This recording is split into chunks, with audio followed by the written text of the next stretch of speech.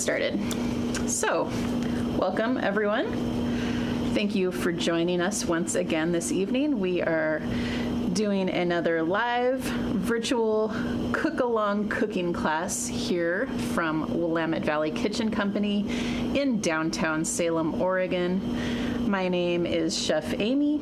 If I have never met you before, hello, welcome. I know we have some new people and lots of people who have attended lots of classes, so welcome everyone. Thank you for attending tonight. Just a reminder, if you have any questions at all, please don't be shy. You can use the chat function that is along the side on your YouTube screen and just ask me any questions you like as we're going along. I am completely happy to answer those for you. And yeah, let's go ahead and get started. Oh, one other thing. I always love to see people's pictures of their food, so if you are cooking along with us tonight, snap a picture of your food if you like how it looks, and you can post it on Facebook and tag us. We are Willamette Valley Kitchen Co. Or if you're on Instagram, you can tag us. Our Instagram handle is Salem Cooks, and I would love to see those. So yeah, please feel free. All right, so our menu for this evening for our virtual cook-along is Japanese meatballs. Those are also known as sukune. And we're going to serve those atop a warm soba noodle salad with some delicious vegetables. So let's go ahead and get started. We have several little mini recipes to make, but they're all very simple. So we're actually going to start right at the top with our tare. Tare is a Japanese term that kind of translates to like glaze or reduction, and it's usually extremely flavorful. Like, you probably wouldn't want to even really taste it on its own. It's going to taste overpowering if you tasted it by itself on a spoon.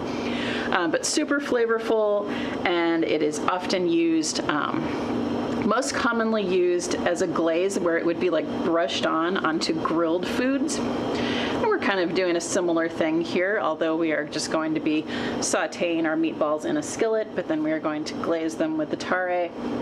Another time you might see this term tare is if you start investigating a very authentic ramen recipe. If you've ever looked at any ramen cookbooks, the recipes are often quite complex and quite time consuming, and you have to make many, many different parts.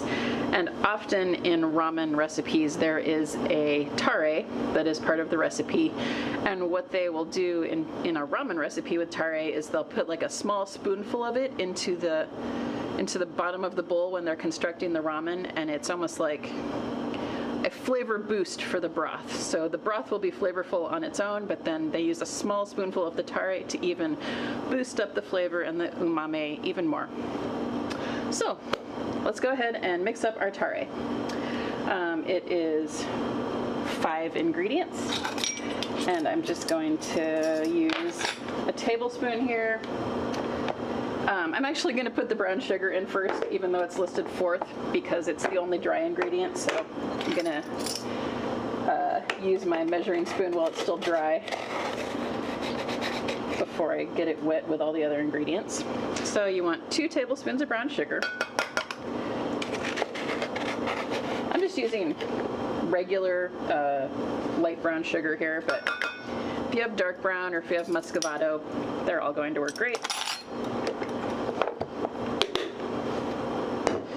Okay, and then we can move back up to the top. We're going to do, oh, this is a new bottle of sake, I didn't even realize that. We're going to do a 1/4 cup, which is 4 tablespoons of soy. I'm just using tablespoons only, so I don't have to get another measuring thing dirty.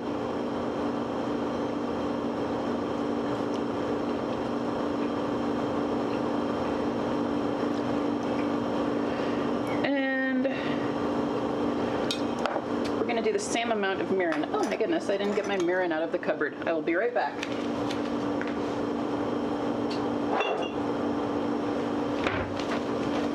There's my mirin. So mirin is a sweet Japanese cooking wine made from rice. So it balances with the saltiness of the soy and the tanginess of the vinegar in this recipe. Gotta be careful and count these. And provides a little sweetness. It is a glaze, so we do want it to be sweet. Mirin, you can find mirin at most grocery stores or Asian markets. Next, we want some sake. You don't need any kind of expensive sake for this type of recipe where you're just cooking it down. So this is the one I have. It's Shochikubai. There's another one that's often at grocery stores. I think it's like Gekkeikan, something like that. But they usually cost between like $6 and $8 for a 750 milliliter bottle, so not expensive at all, and you can just store it in your fridge and use it whenever a recipe calls for that. All right, and then this last ingredient is obviously not Japanese at all. It's sherry vinegar, which is a aged vinegar from Spain. However, I am inspired by Dave Chang, who is the famed celebrity chef who owns the Momofuku chain of restaurants, which offer kind of Asian fusion. He happens to be Korean, but he cooks a lot of Japanese food as well and has lived in Japan. So he is very familiar with Japanese ingredients, but he often uses sherry vinegar as the vinegar in his recipes, and I think he's right. It really tastes good. So I'm totally inspired by that, so I'm going to put a little bit of sherry vinegar in here as well. One of my favorite sauces of all time, if you ever want to just like check it out on the internet, or if you happen to have one of his cookbooks, is his ginger scallion sauce, which is just what it sounds like, a whole bunch of minced ginger and scallions, just kind of loosely held together with a little bit of oil and a little bit of sherry vinegar. It's so delicious, and if you ever get a chance to make that, I definitely recommend it. Okay, so here is our tare. We're going to put it on the stove and just bring it up to a simmer and reduce it down to kind of a syrupy consistency. It should take, depending on your stove and depending on the shape of your pan, like 10 to 15 minutes, and just keep an eye on it. And if you're looking at this sauce, you may need to give it a little whisk, depending on how your brown sugar is dissolving. Mine was kind of sitting at the bottom, so I don't want it to burn. All right, so I'm just going to set this on the stove and bring it up to temperature.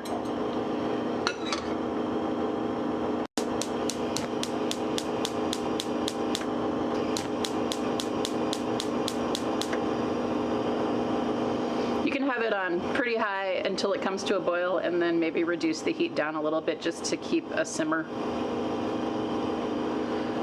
All right, I'm going to move these bottles kind of off to the side a little bit so they're not right in front of me. I think we're using a few of them again later on. But what we're going to do now is mix up our chicken meatball mixture. So let's go ahead and do that. You just want some sort of large-ish bowl to mix that up. And I like to mix up the first three ingredients, which are the panko breadcrumbs, the egg, and the sesame oil first, and then add the other ingredients once those are combined. What that kind of does is it moistens up the breadcrumbs a little bit, and they kind of create little pockets of moistness inside of your meatballs so that they stay more tender and don't dry out. So, panko breadcrumbs are a Japanese style of breadcrumbs, and they're kind of lighter and crunchier than Italian style breadcrumbs. So get your breadcrumbs in there. And these also have become a lot more common and easy to find. So like the Kikkoman brand is at almost every grocery store now. They also have them at Trader Joe's and often in bulk food sections also. Okay, I see my tare coming up to a simmer. So just keep an eye on that if yours is simmering. You do want it to simmer somewhat, you know, I would say not at a full boil, like turn it down a little bit, but you do want it to be simmering so that it will reduce. Okay, here's my little egg. I'm gonna add that to the breadcrumbs, as well as a teaspoon of toasted sesame oil, just for a little nice flavor.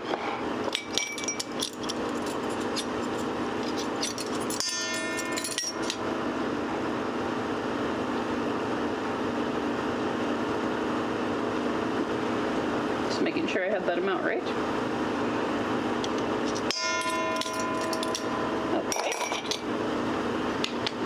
Using this Kyoto brand of toasted sesame oil, but you can use any brand as long as it's pure 100% toasted sesame oil. Okay, now we can give this a little stir.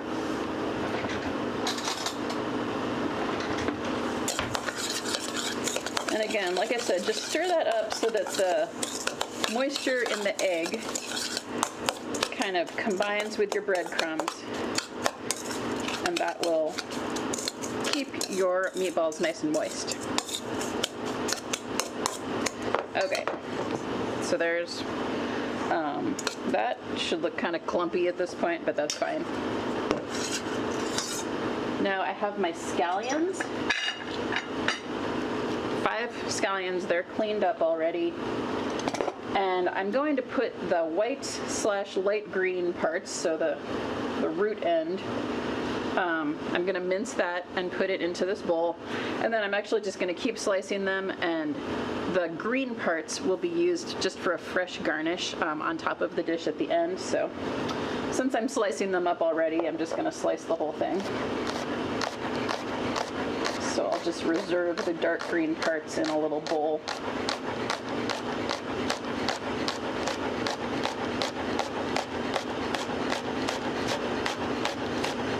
I'm using a knife that I haven't used in a while, and it's really sharp.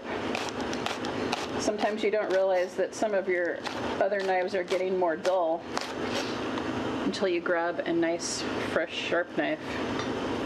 This is very enjoyable to cut with right now.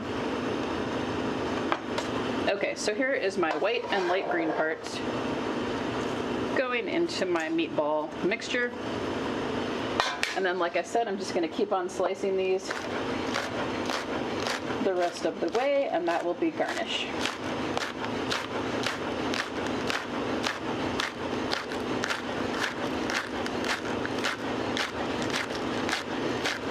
Don't forget, if you're out there at home cooking along with me, feel free to use the chat and ask any questions as we go along. I do my very best to kind of think about any possible questions that there could be, but you never know.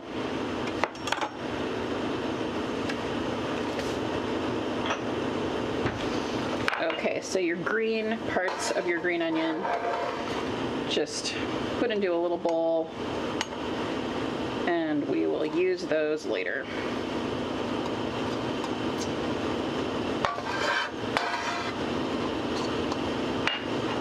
I love green onion. Those of you who come to a lot of classes may notice I use them in almost everything. I just really think they add a lot of freshness. All right, we're going to mince or press a few cloves of garlic here. I'm going to just use a garlic press tonight, but you could mince them up with your knife. Wow, that's a huge clove. I have to cut it in half. There we go.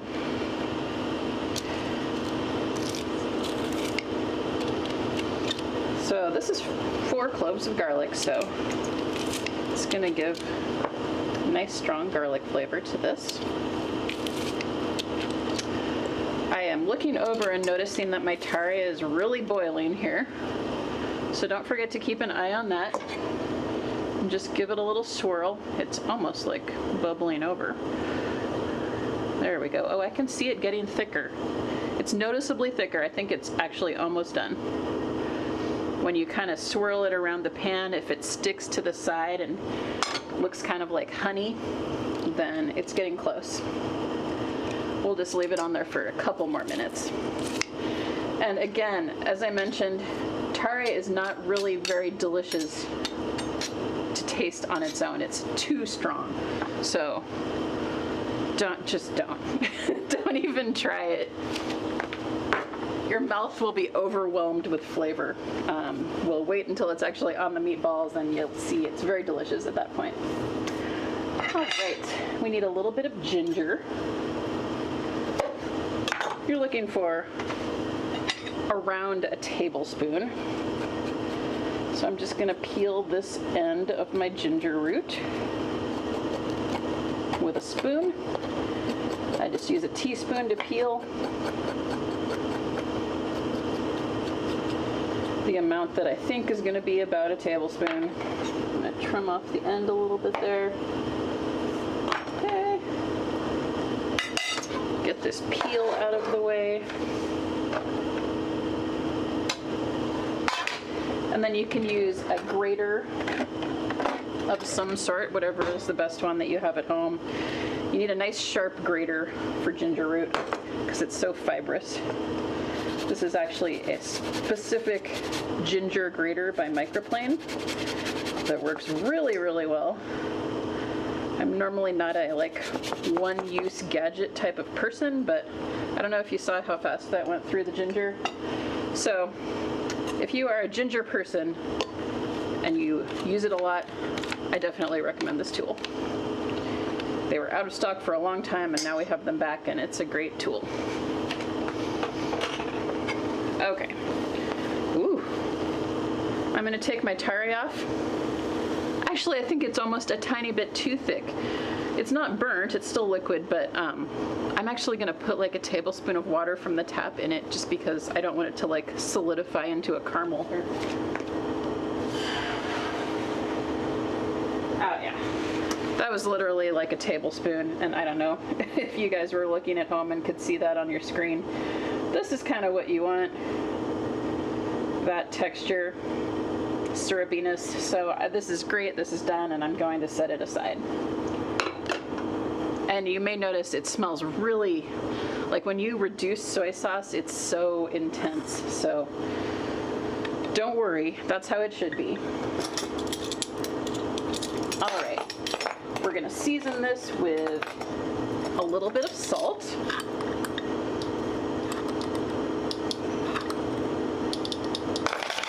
And then a very small amount of white pepper.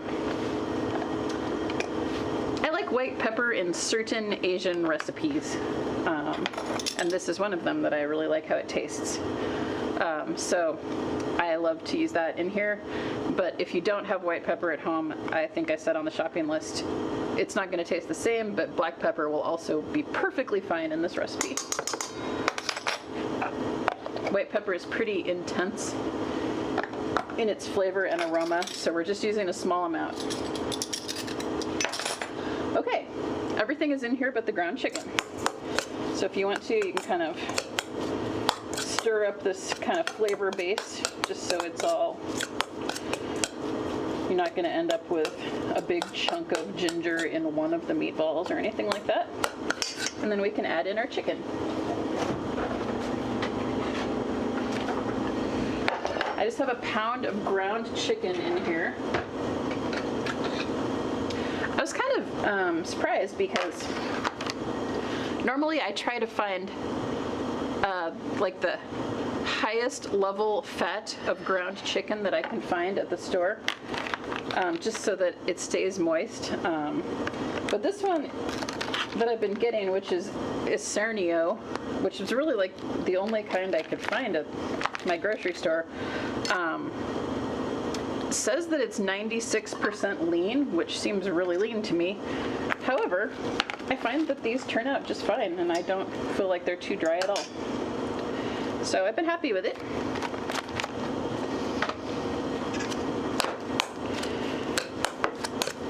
So again, just go ahead and mix this up well until everything looks evenly mixed. You don't want to you don't want to mash the heck out of it, but at the same time you do want everything to be evenly in there. So mix it just well enough. All right, that looks pretty good to me.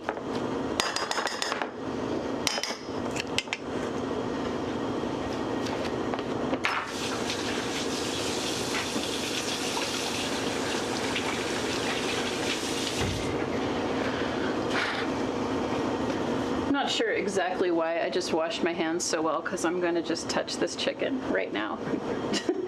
But that's okay. It's always good to wash your hands. So at this point, I just want to reiterate, which I mentioned at the beginning, but we are going to be cooking the soba noodles somewhat soon. So I already have my pot going with water just to make sure it's all ready to go. If you have not already turned on your pot for cooking noodles, go ahead and do that right now. And I'll talk about this a little bit more later, but you do not need to add salt to soba noodle water. It 9 times out of 10 has salt in the noodles, as opposed to like wheat pasta, so don't add salt to your water, they're already salted. All right, so we are going to use, if you have one, the quickest and easiest way to make your little meatballs is with one of these type of cookie scoops. This one is I believe it's a number 70. If you've ever wondered what that means, it means that it takes 70 scoops to make a quart, which is such a bizarre numbering system, but it's helpful for food service, which is kind of where these came from. So, so the higher the number, the smaller the scoop, basically, when you're buying these. But I believe this is right around, I think it's a tablespoon and a half, if I remember correctly. But I just like to get around 1 inch to 1.5 inch meatballs. I prefer that so that they cook more quickly as opposed to great big meatballs that would take longer. Chicken meatball mixture is going to just be pretty sticky. So just do your best. It's totally fine if they look a little rustic. I'm just gonna put these together here real quick, and I'll talk about how the rest of the dish is going to come together while we do these. But I generally end up with, depending on the scoop size, I like to get between 20 and 24 of these, and that way if you're serving 4 people, each person will have either 5 or 6 meatballs, which I think is a nice portion. Okay, so how the rest of this dish is going to come together, like I said, it's pretty much like a noodle bowl. So we're going to have our warm soba noodles on the bottom that we're going to start cooking here in just a little bit. And then on top of those, we will have some veggies. And really, it's up to you. In this particular recipe, I have the veggies, which are cabbage and carrots, lightly cooked. We just saute them for a few minutes, and that's nice for more wintry vegetables. But if you are going to be making this recipe again, and you know, more in the summertime, and you have more summery vegetables available, certainly feel free to alter the recipe, and you might want to just not cook your vegetables at all, just depending on what they are. But you can use any vegetables you like. I just happen to be using cabbage and carrots. So those will go on top of the noodles, and then we will have a vegetable garnish of our green onions, our green onion tops, as well as I like a little cilantro, which is not, again, necessarily associated with Japanese cooking, but I think it just tastes really good with this dish. So cilantro is lovely. If you want it to be even more sticking with Japanese ingredients, you could get some, let's see, at the market Kue Huang here in town, they sell perilla leaf, which in Japan it's very closely related to an herb that they use in Japan called shiso. And that would be lovely on here as well. But certainly cilantro is a lot more easy to find. So really whatever herb you like, you can go ahead and use that as a garnish. We're going to dress that whole mixture, so it'll be the noodles, the cooked vegetables, and the fresh garnished vegetables, with a miso ponzu dressing that we're going to mix up here while the meatballs cook. And then on top go our glazed meatballs. So it really is a one bowl dish, and it's very tasty. You'll notice down in the lower paragraph of the recipe, you just want to be kind of careful. I mean, obviously you're going to be following along with me here today, but I call for a very specific order of cooking things, which might seem a little weird, but it's just what works out best in terms of giving everything its best flavor and using as few pans as possible. So what we're going to do is we're going to brown these meatballs, first of all, in our skillet. And then we're going to steam them with the lid on for a couple of minutes so that they get fully cooked through. And then we'll transfer them to a plate just to rest and set aside. And we're going to put the carrot and cabbage in that same pan. So you don't need to wash anything. You don't even need to wipe anything out. You'll just use the yummy kind of browned flavor from cooking your meatballs, and that will add flavor to our vegetables. And we're just going to cook those for a few minutes, just until they're kind of crisp tender, have a brighter color, and are really nice texture. And then we're going to set those aside and return our meatballs to the skillet. You might be thinking, why the heck couldn't we just leave the meatballs in the skillet and continue on with them? But the reason is because at that point we want to glaze those meatballs, and if we glaze them before we cook the vegetables, then the glaze would burn in the pan and we would have a burned flavor on our vegetables. So that's the reason for that back and forth that we're doing there. Okay. My meatballs are scooped, and I'm going to wash my hands one more time, and then we'll be ready to start cooking here.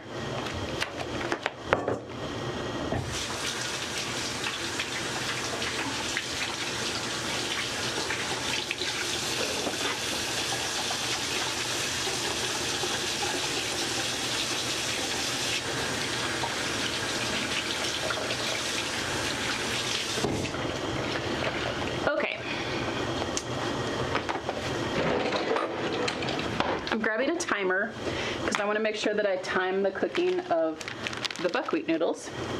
And we're going to drop those into this pan of water, set the timer, and then I'm also going to turn on our skillet right now and get that heating up so we can cook the noodles and the meatballs at the same time. So get your skillet on medium-high and have your water. Mine is boiling. Take a look at your soba noodle packaging, because every brand is slightly different in terms of like the thickness of the noodles and the proportion of the flours that are in it. So they all cook slightly differently. So I would just say follow this timing on your packaging. My package that I have today does say 4 to 5 minutes, which is what I wrote on the recipe, and it is what I often see. Soba noodles don't take a huge amount of time to cook. They will often come in these little like taped bundles, and these are meant to be 1 serving per bundle, but for Erin and I, we just like to split a bundle because we like more veggies and less noodles. But you can cook however many noodles you want to right now. So technically, if you were doing 4 servings, you should be using 3 or 4 bundles, but I'm just going to cook 1 tonight. So I'm going to go ahead and drop those in there and set my timer.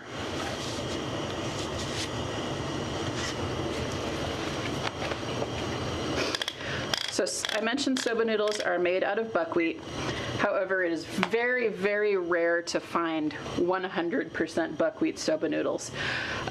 Most likely, I don't know if this one says the percentage, but what it does say is that there's more wheat flour than buckwheat flour in these, which is totally common. It's really uncommon to see one that would have a high percentage of buckwheat, just because I don't think they would hold their shape properly and they would just be like too coarse.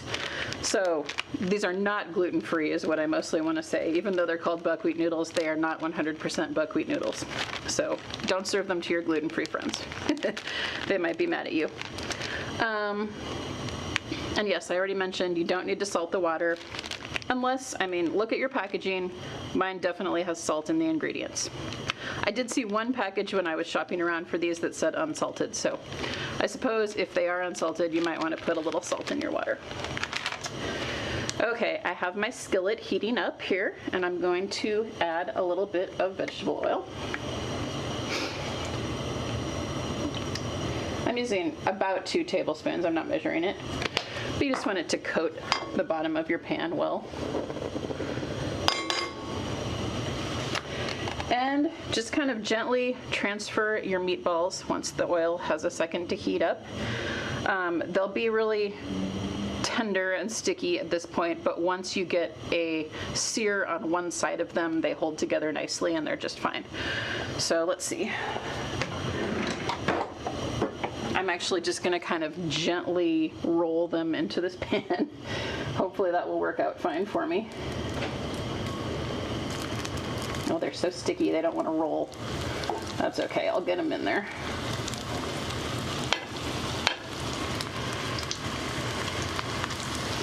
This recipe seems to make just the right amount to fit in one layer in a large skillet, so that works out pretty well.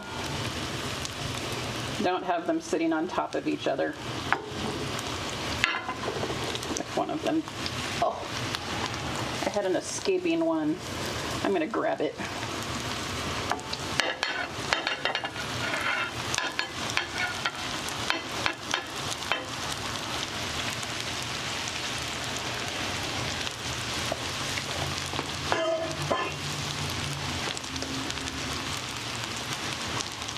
There.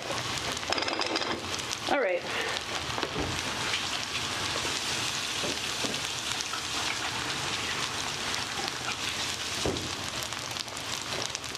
I cook these without moving them for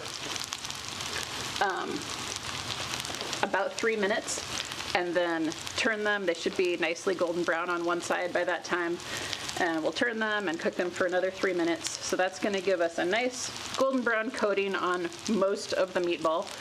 And then we're going to actually use this cooking sake one more time, and we're going to add in just a small amount, 2 tablespoons, and put a lid on the pan, and that will allow us to steam them so that they complete their cooking all the way through. And I want to have a lid ready to go here.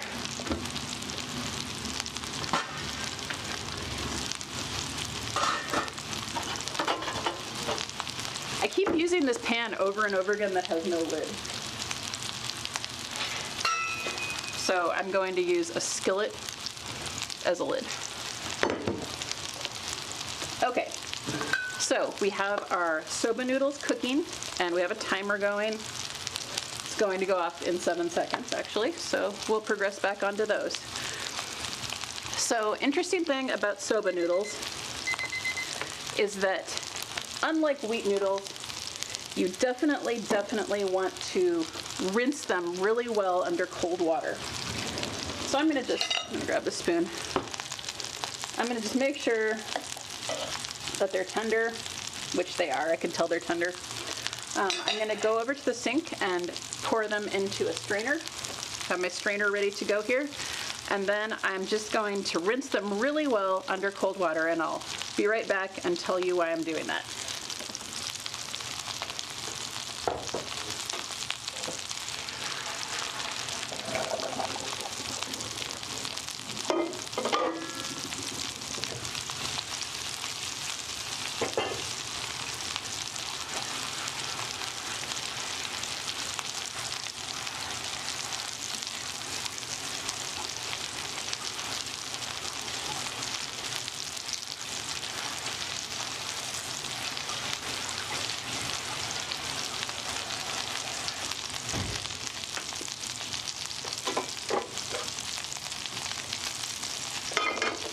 So I don't know if you felt that when you were rinsing them off, but the reason you want to rinse your soba noodles is because they, unlike wheat noodles, which you want there to be a starchy coating that holds onto your sauce, soba noodles, I guess some quality of the buckwheat causes them to have an extremely slimy feel right after they're cooked. It's not actually very pleasant. So you want to rinse off that sliminess, and then they will be very nice to eat. So that might be You know, maybe you've tried soba noodles in the past and thought, these are kind of strange. I don't really like these. That can be something you might have been missing, is the rinsing step to make sure that they're pleasant and nice to eat. So I just have them sitting over here in their strainer, rinsed off. They're totally fine. And we'll deal with those a little bit more later. I'm going to go ahead and flip my,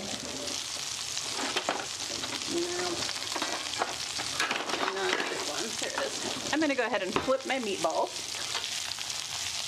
Oh yeah, they're looking good.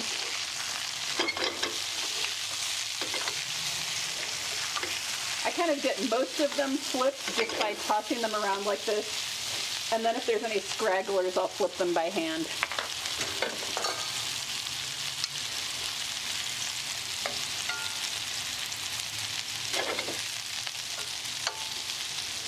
So you can see these are looking really nice.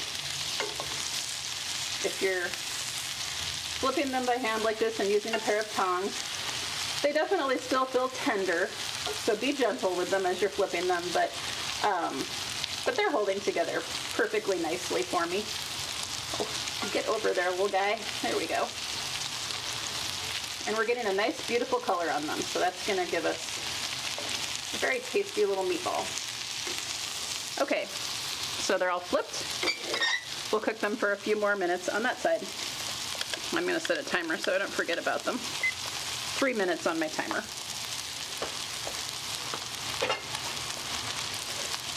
Okay. Let's see. So our noodles are done. Our meatballs are getting there. We are going to mix up our salad dressing now. This is a simple salad dressing, and I think it's very delicious. You could use it on many other salads besides this one if you enjoy Asian flavored salad dressings that have a nice zippiness to them. So we're going to start out with lime juice, which you may think, that's not very Japanese either. And you're right. I'm calling this dressing miso ponzu. And what ponzu is a sauce that is very common as a dipping sauce or a flavoring sauce in Japan. And it is soy sauce and some type of citrus, traditionally yuzu juice, which is a delicious citrus juice, but it's hard to find. And it often will also have a little bit of dashi in it. So dashi is a seaweed and tuna broth that is the base of many, many things in Japanese cooking. You can buy bottled ponzu. Actually, at most grocery stores, they now carry Kikkoman bottled ponzu. So if you want to try that out, I think it's good, but it's like a lower end ponzu, the Kikkoman one. If you ever go up to Owajimaya, which is a huge Japanese grocery store in Beaverton, they have high-end ponzus that are like $15, $20 a bottle, that do include actual yuzu juice rather than lime or lemon, and they do include actual dashi, and they're super good. So if you're ever interested in trying that out, I highly recommend it. But for tonight, just to give ourselves kind of the sense of ponzu, but just very quickly out of 2 ingredients, we're going to combine lime juice, fresh squeezed lime juice, and some soy. So I'm just squeezing this. I want around 3 tablespoons, and I think these were nice juicy limes, so I'm pretty sure I have 3 tablespoons just from 1 lime. We'll see. And I'm going to add this into my little salad shaker, or you can use a mason jar, whatever works for you. Yeah, this looks like almost exactly 3 tablespoons, actually. It is. Wow. That lime was made for this recipe. Okay, we want 3 tablespoons of grapeseed oil, because we are making a vinaigrette here. So we have our citrus as the acid, and then we have our oil, and then we're going to add a few other flavors. Okay, we're pausing for a second on our dressing. Give your meatballs a shake just to loosen them from the bottom of the skillet. And now you should have meatballs that are nice and golden brown on both sides, but they may still be a little raw in the center. So we're going to put in about 2 tablespoons of sake. You could even just do a big splash.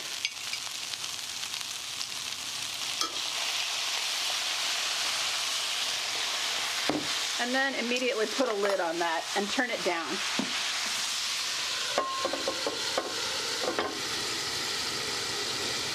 I wonder if my Le Creuset is still it. What's that? Yeah.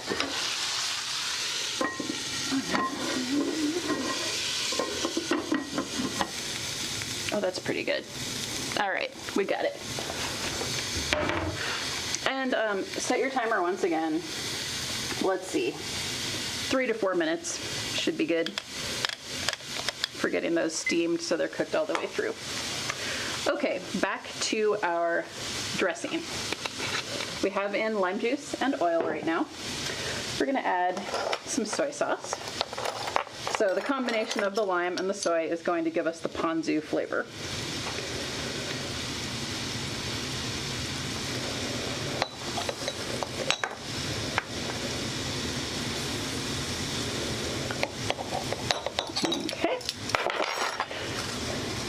And then we're going to use some miso paste.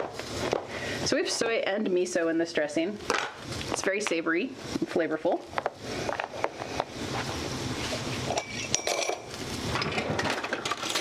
I'm just going to use all the measuring spoons today, I think. Let's see, we want 2 teaspoons. God, I really am going to use all the measuring spoons because I should have put the brown sugar in here first. Dope. Isn't that just the way? I'm always trying to minimize dishes, but sometimes it just doesn't happen quite right. Okay. So miso is a fermented soybean paste. This is the one I'm using today. It's in a flexible plastic bag, and it's a pretty big container of it. But I actually use it a lot at my house. And this one happens to be shiro miso, or white miso. Shiro means white, which is the gentlest, lightest flavored miso. As the color description of your miso gets darker, like from white to yellow to red to brown, the flavor is more bold as well. So I generally keep shiro miso or white miso as my base miso at my house. And we just need a couple more ingredients here. We're again going to use a small amount of brown sugar. Just kind of balance out the other flavors in this dressing.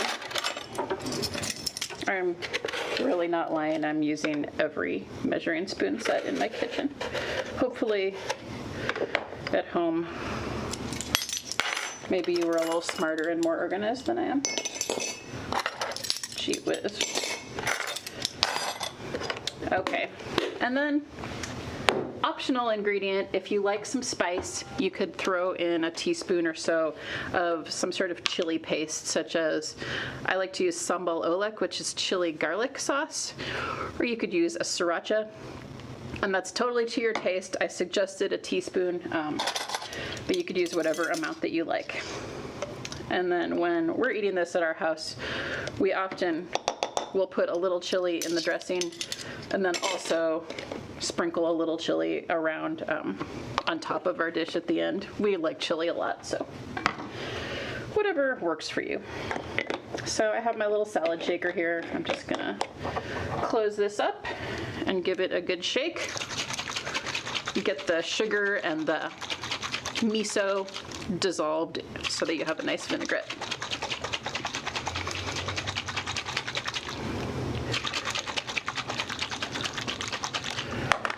Our meatballs are almost done, which is excellent. There's our dressing ready to go. So we can chop up a couple of vegetables here.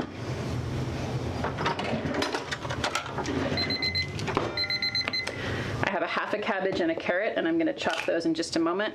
Our meatballs are done, so I'm just going to transfer those to a bowl or a plate, whatever you have handy. You don't need your lid anymore, my lid, so you can just put that in the sink.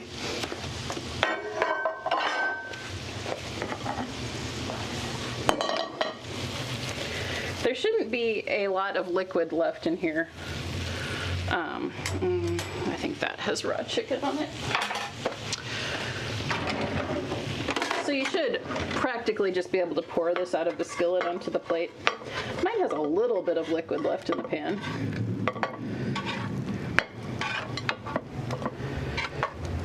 And that's just the remaining sake that was in there that we used to steam. You can kind of see, I don't know which camera's better, but in this pan, there's nice kind of brown colored bits, and it still looks like there's some oil in the pan, which is perfect. That's what you want because we're going to cook the vegetables in this pan. So for right now, just turn your burner off, and we'll get our vegetables ready. Our cabbage, I'm using a half a cabbage. There's a little bit of sauce on this cutting board, but don't be afraid, it's just like soy sauce drips. It's nothing raw. So I'm just going to take the core out of here. And I like to cut this up so that it's in like 1/2 inch chunks, approximately. So I slice through it once in each direction, and that kind of gives me what I'm looking for here. The cabbage will naturally just kind of separate itself out into layers when you cut through it that way. And you'll just end up with these kind of pieces that are about that big. So that's perfect. Do that with the other quarter.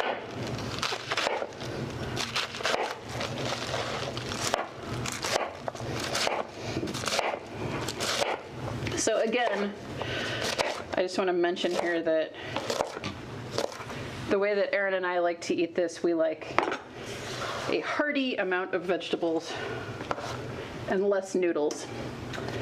So I cut up I got a huge cabbage so that I would have lots of cabbage, but you could have it the other way around if you prefer more noodles and less vegetables. Just adjust it to your own tastes. I am peeling my carrot, and then I'm going to slice it on the diagonal, sharply on the diagonal. Am I on the camera there? Okay, good. So I'm going to do a julienne, but it's like a more coarse julienne. I don't want tiny, tiny little juliennes here. I want a little bit thicker slices.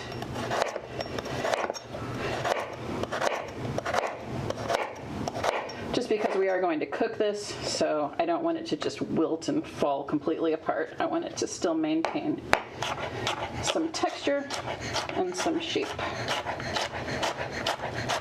So I would say what I'm aiming for here is like a 1/4 inch julienne. And I apologize, I just went ahead and did that without even describing it. So what I did is I sliced on the diagonal about a 1/4 inch, and then I kind of push them all on their sides so that they're like little shingles of carrot, and just slice through them one more time about a 1/4 inch. And you end up with these large juliennes. They're kind of the size of shoestring fries, although not quite as long. Okay, there's our vegetables. I'm going to get the pan heated back up. Should just take a little bit of time since it was already hot. Let's see. Well, we have our knife and our cutting board here, and we're waiting for the pan to heat up. We can also chop up some cilantro, which is our last garnish ingredient. So that's our last thing that we need to chop up. I have just a big bag of washed cilantro here. I actually have so much cilantro at my house tonight, you guys. This is only one of the many bags of cilantro at my home fridge because there was a slight miscommunication yesterday between Aaron and I about how much cilantro we already had and how much cilantro we needed for this class and for last night, because of course we had to have tacos. So I've got to figure out a million ways to use cilantro because I think we have 3 whole bunches. But I love cilantro, luckily. I can hear the pan starting to sizzle as it heats back up.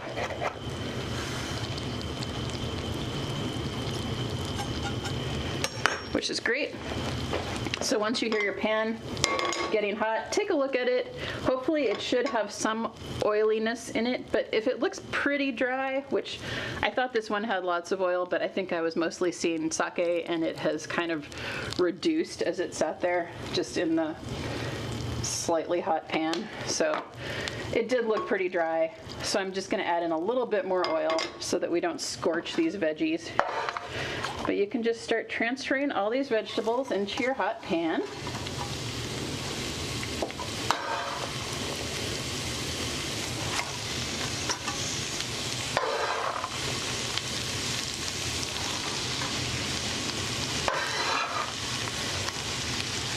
Okay. Grab a spoon or a spatula or whatever you want to use. And you can have this up pretty high, medium high.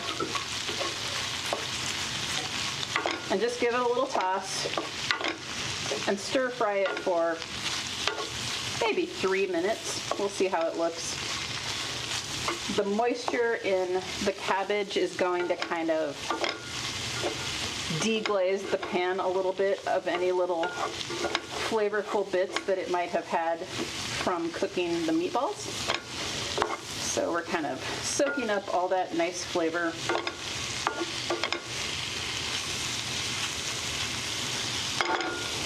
And you just want to cook that until it's slightly tender and the cabbage will become noticeably brighter green, which is going to make it look really pretty. So I don't stir it the whole time. I kind of let it sit for a minute because that encourages it to get little like nice crispy brown bits on the edges of the cabbage. I'll stir it for a little bit, let it sit for a minute, and repeat that 2 or 3 times. I'm going to grab a bowl. I should have brought one of my big ramen style bowls from home and I completely forgot, but I'm just going to grab a glass bowl that we have here that I'm going to use and show you how we're going to plate this up. We still have one more thing to do, but I'm just thinking ahead.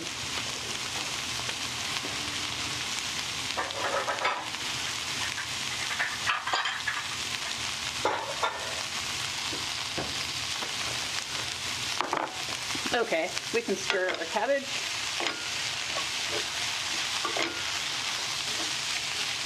Try not to fling it out of the pan like I just did.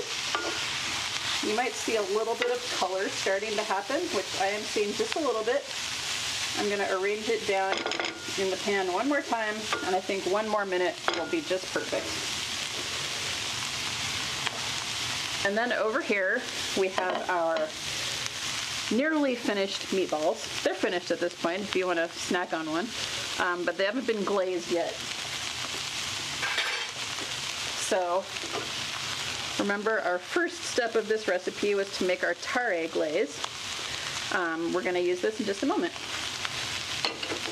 You do need to get some sort of bowl or plate to put this cooked vegetable mixture into while you glaze your meatballs.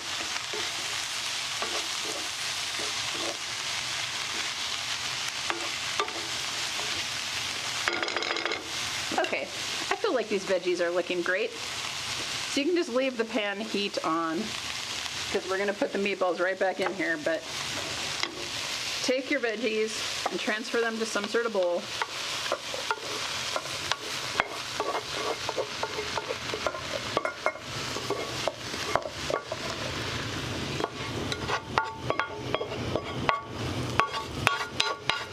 Try to get most all of that out of there, although there's a few little pieces of cabbage, it won't really matter. Okay, put your pan back on the heat. It should still be pretty hot, so you can just go ahead and dump your chicken meatballs into the pan.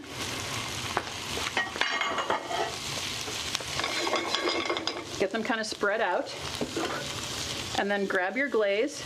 You should have about a 1/4 cup at this point. And just pour that over them. And then it should start bubbling pretty quickly. And all you want to do is just kind of swirl them around. Be kind of violent about it. And what that will do is just completely coat your meatballs in that delicious glaze. Can't really toss very well in a saute pan. But they look like they're nicely coated. I'm happy with them. So you can see how there's basically no glaze left, maybe just a tiny bit left in the bottom of the skillet, and it is mostly covering our meatballs. So those are good to go. Turn your heat off there. And let's compile our dish. So you have one little decision to make here, and that is whether you want warm noodles or cold noodles. So at this point your noodles are cold. If it was a hot summer day, I would just say that they're ready to go. They're ready to eat as is. So if you didn't want as much hot food, you could just eat them as is. If you would prefer them to be warm, which is what I want them to be today, you can just turn them right back into that same saucepan and just literally just run a little hot water over them and let them sit for about a minute.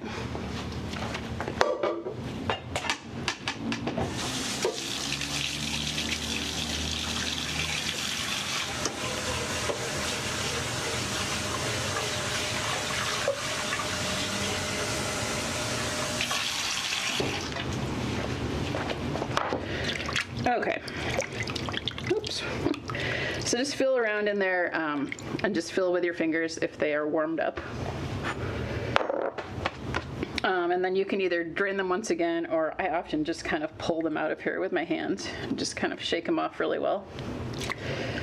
So like I said, Erin and I we would share one of those bundles. So I'm gonna pour grab about half of those soba noodles, give them a little shake, and then put them in the bottom of the bowl. And then you can fill up to your heart's content on these delicious, fresh, lightly stir-fried vegetables. I'll put a whole bunch on there. And then we have fresh cilantro and fresh sliced green onion. It can go over the top in whichever amounts you prefer, like so. We're getting close to being done here, so if you had any questions that you were holding on, definitely go ahead and type them in there. Happy to answer. We have our miso ponzu vinaigrette. I'm going to just go ahead and drizzle that over the top. And don't be shy with the vinaigrette because it's going to be the dressing for all of those noodles as well. So use a healthy amount of it. And then lastly, top your noodle bowl with some of these delicious glazed meatballs.